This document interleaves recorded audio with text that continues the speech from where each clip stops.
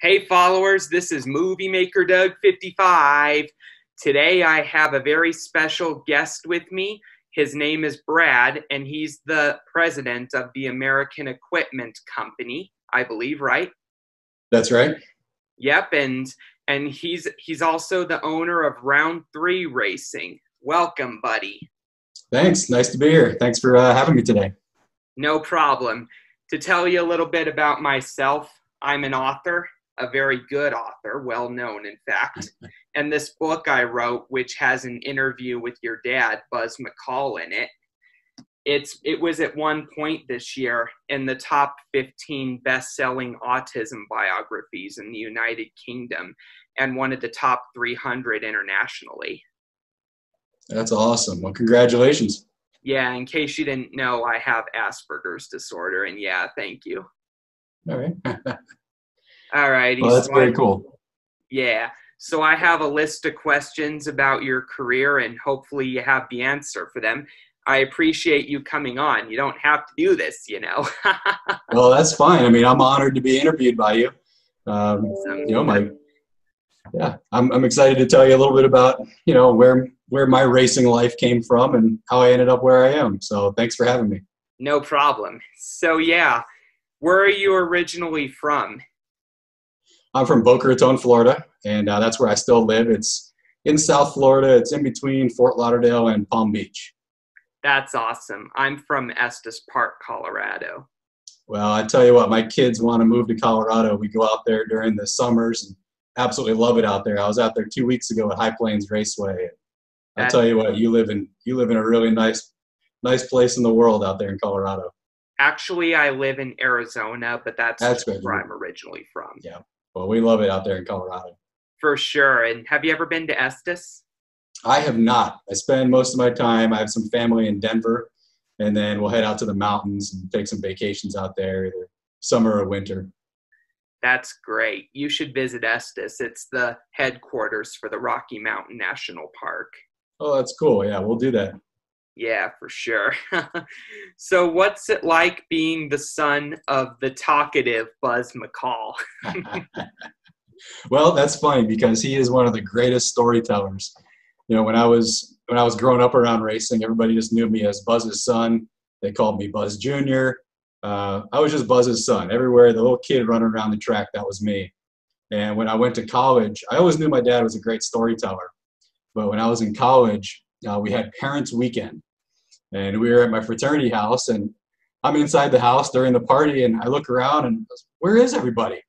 And I go outside on the deck, and there's my father standing there with, like, I'm not kidding, 20 or 30 guys around him, and my dad's telling racing stories, and they're all just looking up at him with wide eyes and mouths agape, listening to these incredible stories. So I've been hearing them my whole life, and I tell you what, they never get old. So I absolutely love being his son, and I love racing with him. I spend every day with him. He's right across the hall in his office right now. We work together too.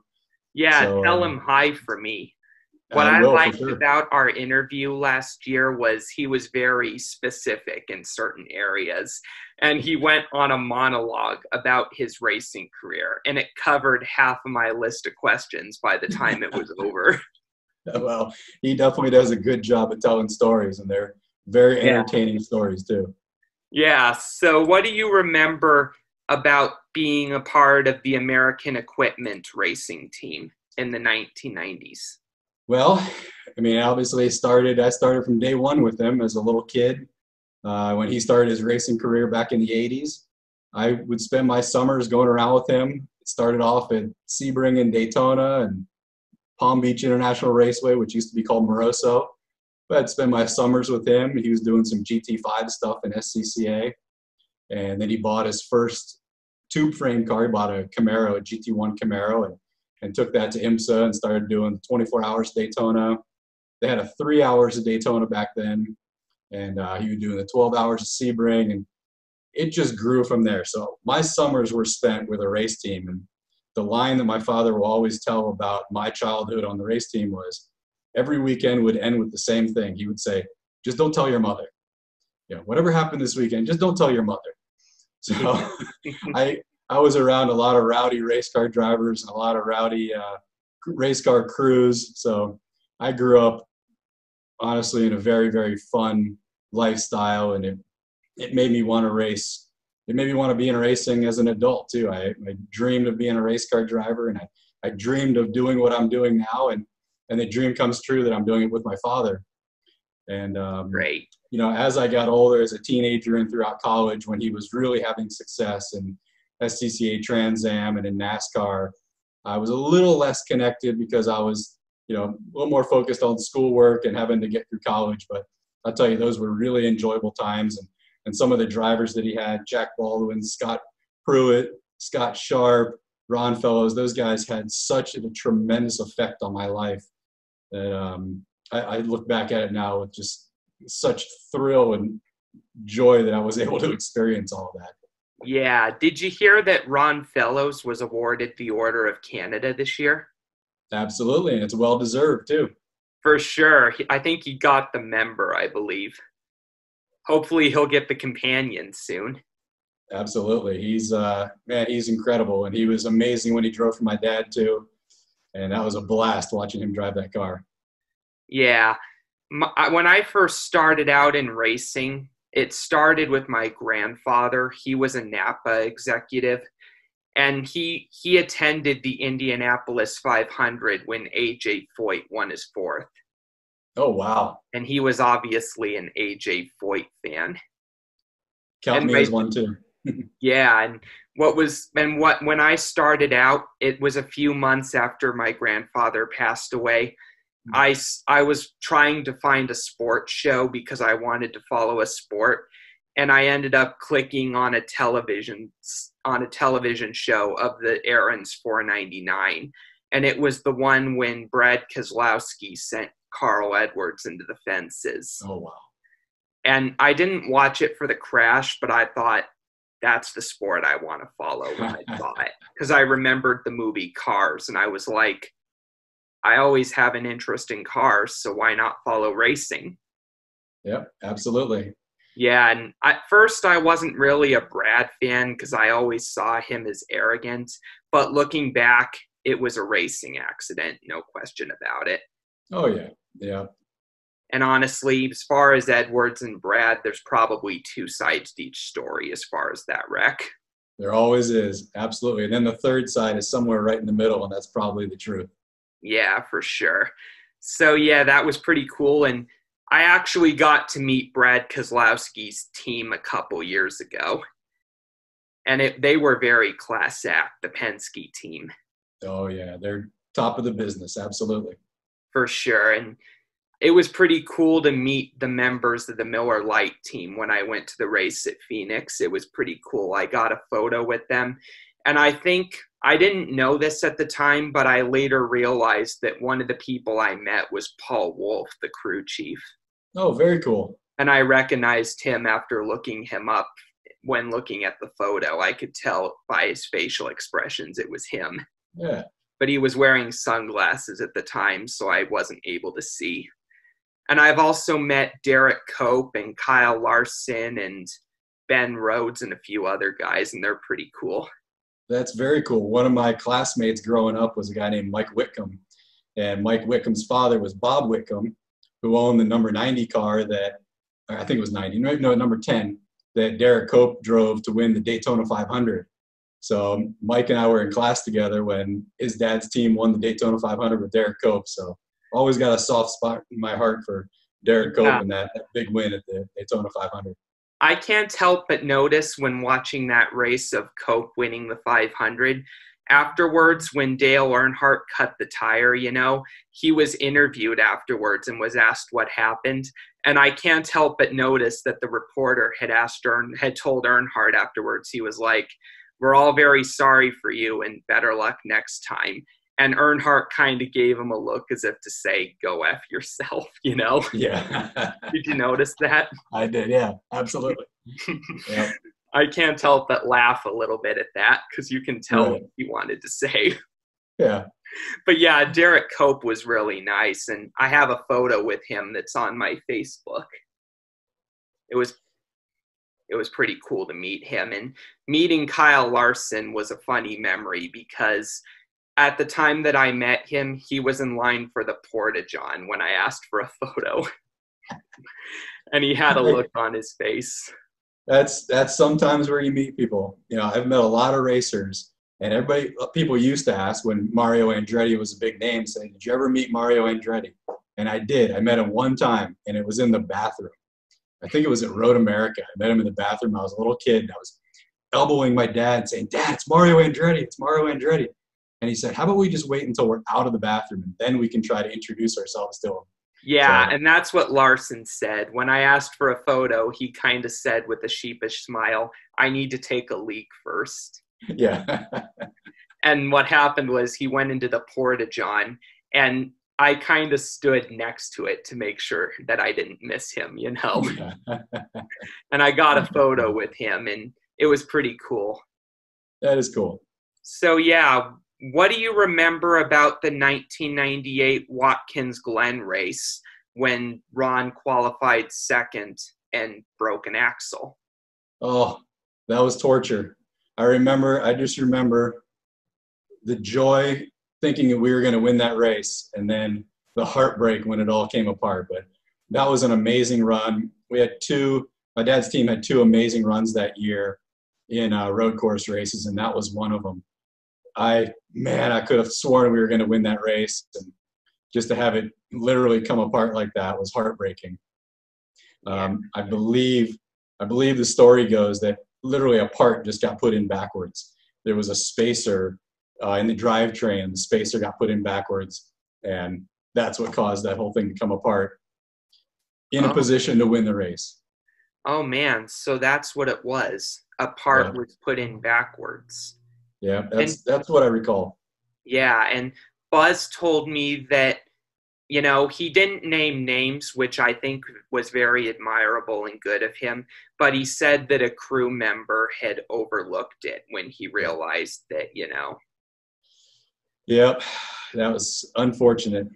Yeah, and what I admire about Buzz was he didn't name names or point fingers, and he even said he felt bad for the crew member.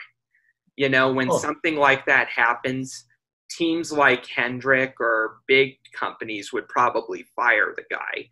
But, you know, Buzz actually felt sympathetic for the guy, that he felt terrible, which I thought was very admirable of him and really good of him. Oh, absolutely. I mean, we're all human. Everybody makes mistakes. And, you know, probably nobody felt worse than the guy who made the mistake. And, you know, knowing my father the way I do, he would never take it out personally on somebody like that. Yeah, and that's what I admire about him, you know. Yeah, so how have you guys been doing with COVID and all that? Well, I got a nice COVID beard growing. Me too. That my wife and kids actually support, so that's good. But it's been, we're down here in South Florida, and, you know, the news on Florida is, you know, hasn't been good lately, saying that numbers are up, but we've been pretty good in our community. Everybody's being fairly safe, you know, wearing masks out, and most restaurants are just doing takeout or delivery or dining outside. And in my office, everybody has their own individual offices. We're a real small company here. We only have 5 people here in the office, so we're able to stay spaced out pretty well. But everybody's been healthy. You know, thankfully nobody in our company, nobody in our family has gotten sick, and everybody's taking proper precautions. And same thing with our race team as well. Our race team's taking precautions, wearing masks, staying isolated during a race weekend, trying to just maintain our racing family unit. And, you know, luckily everybody's been fine within our race team as well. That's really cool to hear. So your company, it's a small company, because I think Buzz told me that it's based around the world. Is that true? Or? Yeah, we sell railroad equipment. We sell machinery and tools and parts for the railroad industry, but only international. So our clients are all overseas, and we have offices in different countries. But here, this office here in the U.S., in Boca Raton, is just 5 people. Okay, that makes sense. Yeah. Pretty cool. So what did you guys do after the Caterpillar team shut down? Well, my dad took a well-deserved break. I can tell you that. While he was running NASCAR, I mean, this was back in the mid to late 90s when it was very, very competitive. And you literally had to qualify for each race. There were upwards of 50 cars showing up for 43 spots. So there were sometimes 6 or 7 teams going home each weekend. And when you show up with a big name team, big name sponsor, big name drivers, you're expected to make that race. And if you don't, starting from the bottom with a team that didn't have points, didn't have the ability to just get the automatic bid into the race, if you didn't qualify, I think it was in the top 35, maybe it was 35 to 38 cars. If you didn't have the points, the owner points, you were gone. You were going home. And that happened a few times, missed the Daytona 500 the 2 years they were in Winston Cup. And that was heartbreaking.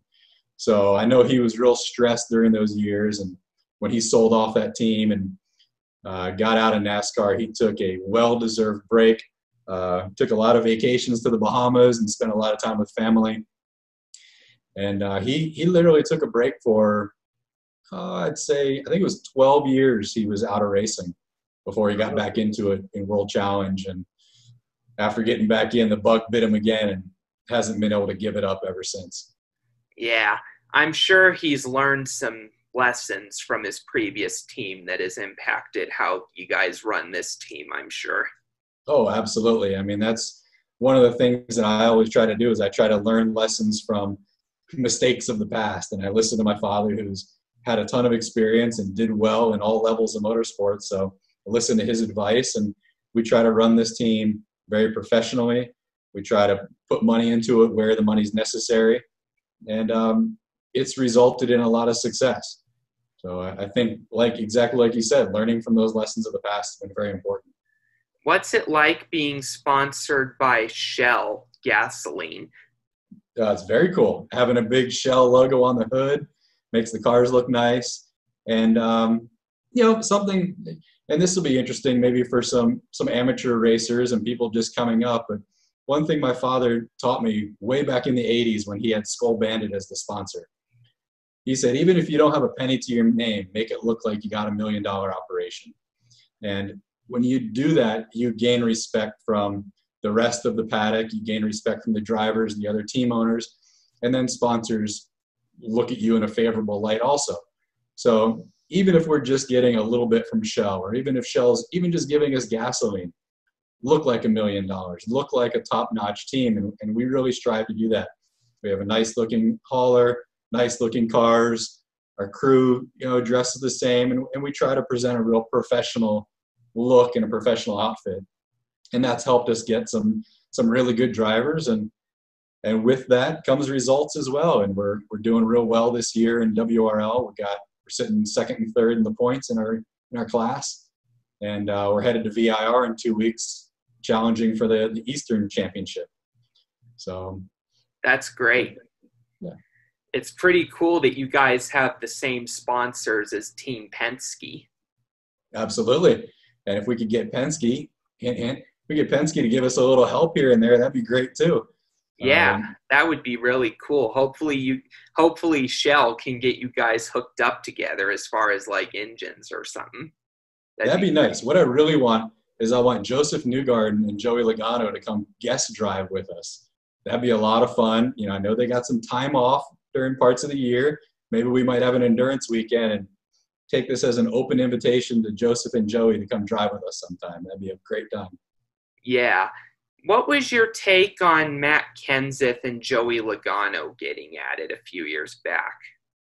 I was an old school NASCAR fan. I watched it way back in the day when I was a little kid and saw videos of, Cale Yarborough fighting over in turn 4. And so I like the beating and banging. I like those guys getting into it. I like seeing the emotions. And, I hated it when guys were getting fined for showing emotion. I didn't necessarily like them wrecking each other during the race. A little subtle bumping and banging here and there is okay, but intentionally wrecking a guy is not okay. But I definitely enjoy the emotion in motorsports, and I enjoy seeing those guys get emotional after the race. If they're not emotional, then they probably don't care that much about winning. So quite frankly, I enjoyed it. I liked it. Yeah, to be honest, in this book that I wrote, I kind of wrote it at a time where I thought I was in a period of my life where I kind of believed in the eye for an eye thing. And so at the time that I wrote that book, I did agree with Kenseth wrecking Joey. But over the past year or so, I've started maturing a bit and I've taken a different stance. You know, I understood his frustration, but intentionally wrecking a guy, those cars are high speed and it may not have been the smartest choice he made.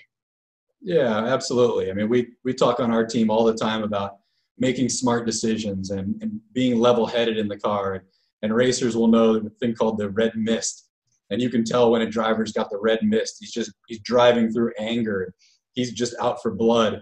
And that's no way to be in a race car that's putting your life and others at risk. So I think making smart decisions and being calm in the race car is a good thing. If you get this book in the future, and if you read about my statement on the Kenseth and Logano thing, just understand that my opinion about it has changed.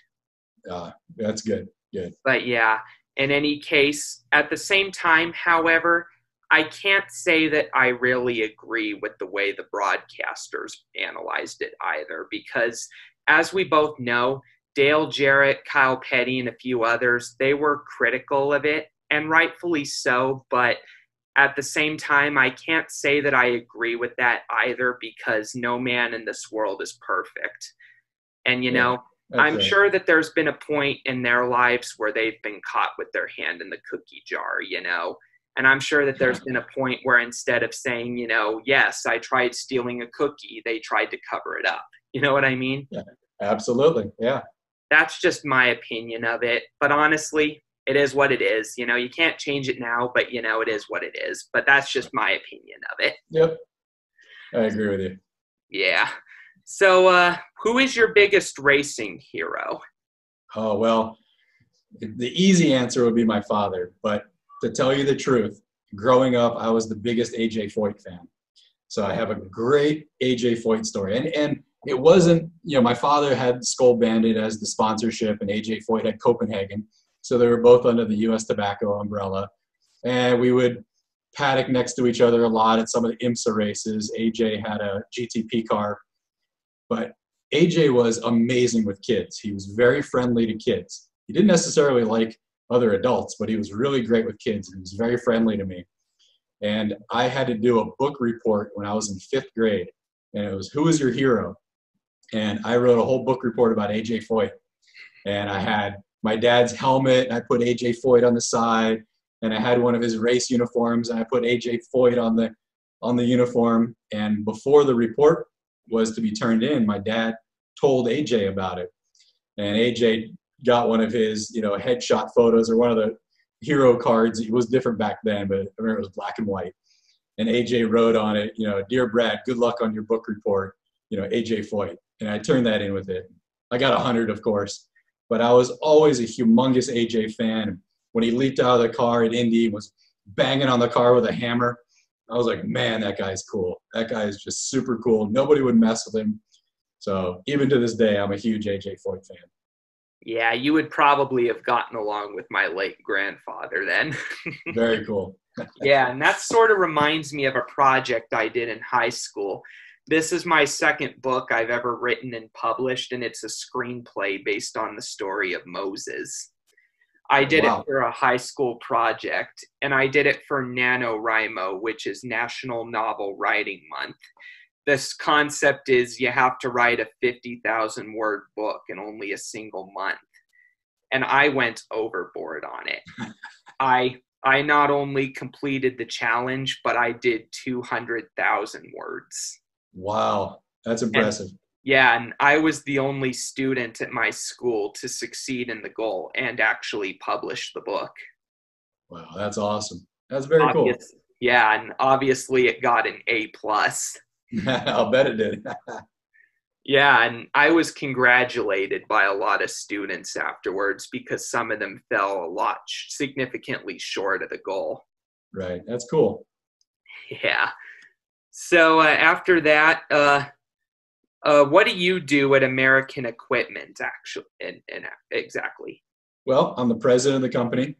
So what that entails, I do a lot of sales. So pre-COVID, I would travel around the world a lot, visit our customers. We have a lot of customers in South America, so I would travel to Brazil and Colombia, Peru, Argentina. We have a lot of customers in Mexico, and then travel over to the African continent. So I would basically do sales, trying to sell railroad equipment. And, during this time when we've kind of all been locked down since March, hasn't really been any travel. So I do a lot of work on the computer, sending emails, trying to make phone calls. But it's been a real interesting time right now. A lot of countries are shut down, a lot of people working from home. Yeah. So it's going to be interesting to see how this changes business.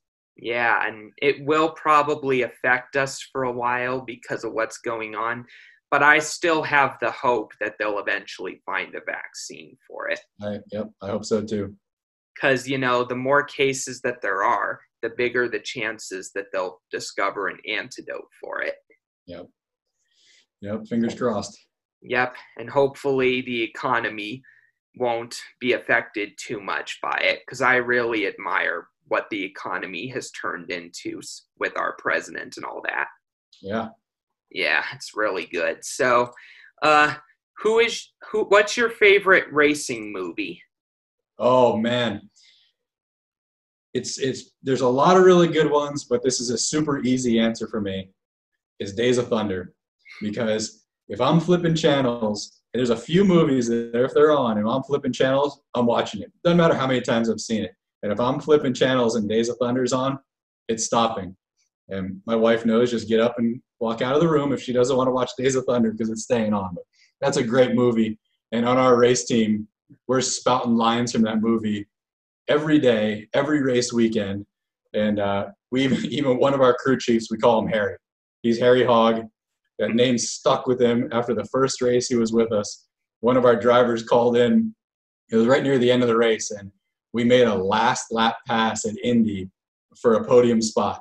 After a 10-hour race, made a last lap pass, and as the driver was passing him, he radioed. He said, "This one's for you, Harry." And from that moment on, Brian DeFrank on our team has been Harry Hogg. So we're big Days of Thunder fans. And one of our drivers, believe it or not, has never seen Days of Thunder. And this is a call out again to Sarah Montgomery that you need to watch Days of Thunder, or else there's going to be serious repercussions. Yeah, I love Days of Thunder, and my favorite scene is at the end when Cole's former team owner helps, and his former team helps push him out of pit road to win the Daytona 500. That's right. What I like about that is that it shows that even though his owner fired him, he still believed in his potential. Yep, that was great. Great end of the movie. Yeah, and what I also like Talladega Nights, but not as much as Days of Thunder.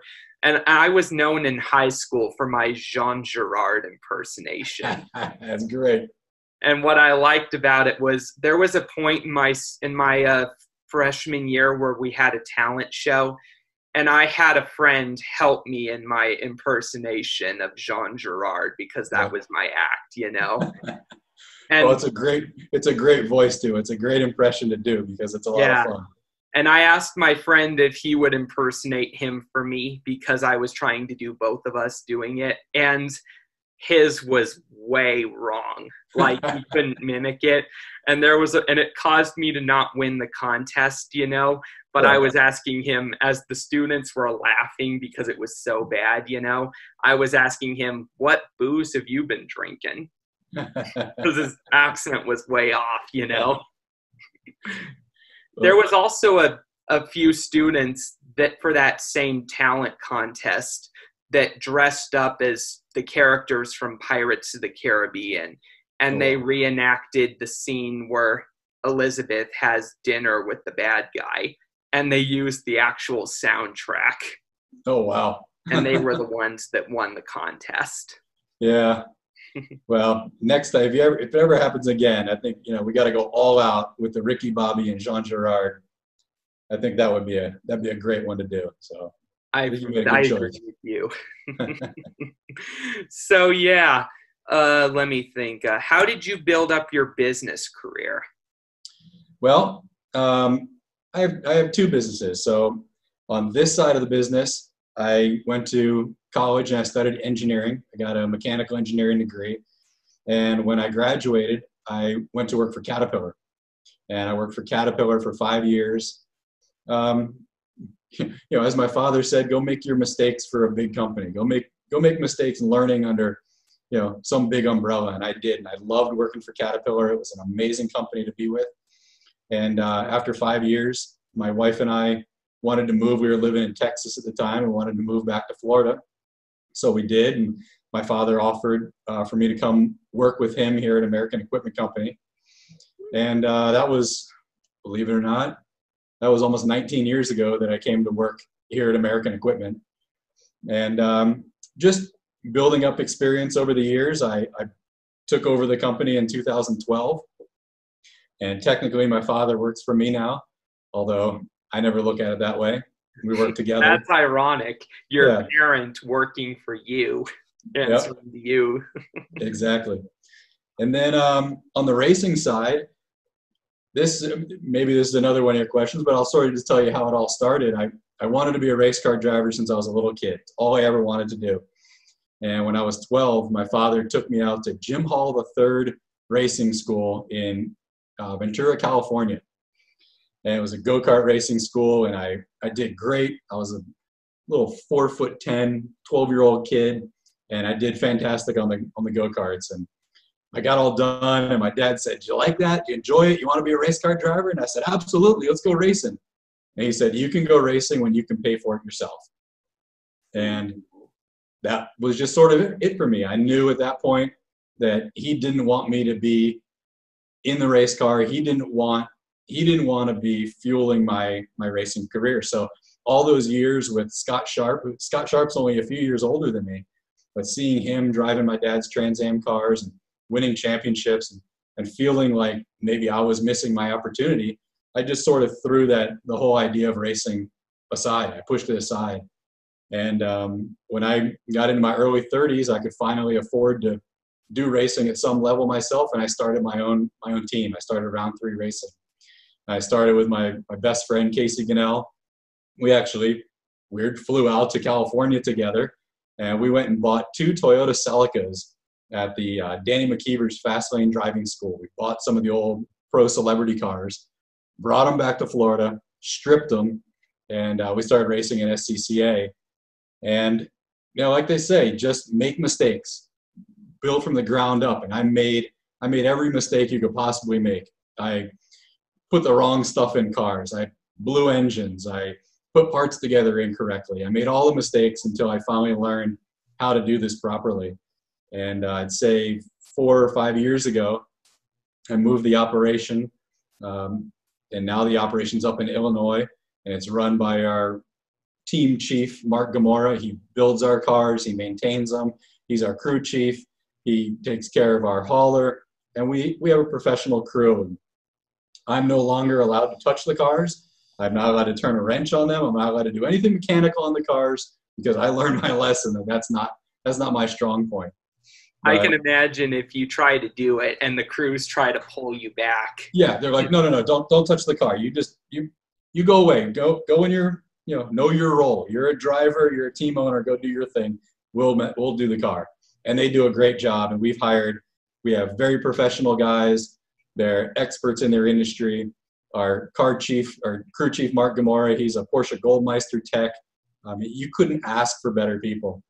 And that's just how we've built it up. And we're building it up to the point we're at now. We're very successful running in WRL. And quite frankly, I have big dreams. I dream big like everybody. And I want to grow this thing even bigger. I want to own a pro team. I want to do what my dad did back in the 90s. It's different now. I don't really believe that I could do it to the point that he did just because of the changing dynamics in racing. But it doesn't make it any less of a dream for me. I still want that. I still want to grow this team, and I'm surrounding myself with people that I think could probably help us do that someday. So you never know. I mean, I'm passionate about racing, and if I can make that a business and I can be successful at it, that would make all my dreams come true. Yeah, I wish you luck in that. And we've run out of time because I can't make my videos too long, but we've run out of time, and I want to thank you for coming on board. Thanks, Doug. I really appreciate it. I mean, it's cool to be interviewed by you. I've watched some of your other interviews, and I'm really happy to be with you today. And I wish you all the luck and everything else you're doing, and congratulate you on all your success. Thank you. And you should check out my ongoing series, Being Relentless and Unstoppable. I'll do it. I train under television actor Andy McPhee, and he's based in LA. Oh, very cool. Well, that's awesome. I'll check it out. Yeah, and I'll send you a link to it so you can see what I do. And we're trying to build the series up. And I really think that within the next 10 or 3 years or less, I might be a well-known author. And I might even get a script produced into a movie. That's my hope. Well, that's cool. I'll be very excited for you. All righty. Do you want to do more of these in the future?